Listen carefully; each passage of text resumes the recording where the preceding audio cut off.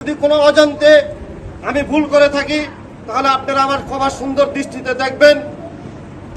আমি আগামী যে ত্রয়োদশ জাতীয় সংসদ নির্বাচন হতে যাচ্ছে, জনগণের যে ভোটের অধিকার, আপনাদের যে ভোট আপনারা যাকে দিবেন সেই ভোটে মনোনীত একজন সংসদ সদস্য হবে, আপনাদের এলাকার উন্নয়ন করবে, আপনাদের সেবা করবে।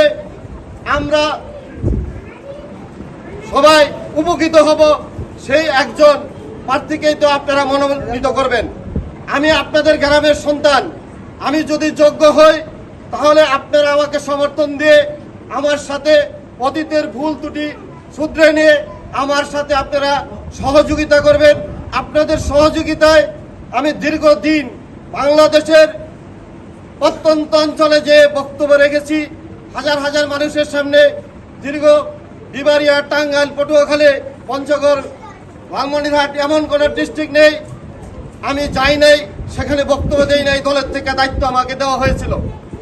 দীর্ঘ এই 16 বছর 17 বছর আমি অনেক অত্যাচার নির্যাতন শিকার হয়েছি।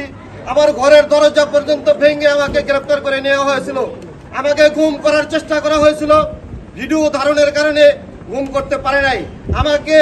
আপনারা হয়তো জানেন যে গুদিয়াবো যাওয়ার পথে, থানা যাওয়ার পথে গুদিয়াবো দিয়ে সেখানে যে আবাসন প্রকল্প আছে পুলিশ হাউজিং, সেখানে নিয়ে বেনজির আছে তার যে ভারী করেছে তার সামনে আমাকে ক্রস ফায়ার দেওয়ার চেষ্টা করা হয়েছিল। আল্লাহর রহমত এবং আপনাদের দোয়ায় আমি আজকে বেঁচে আছি, আপনাদের সামনে কথা বলতে পারতেছি।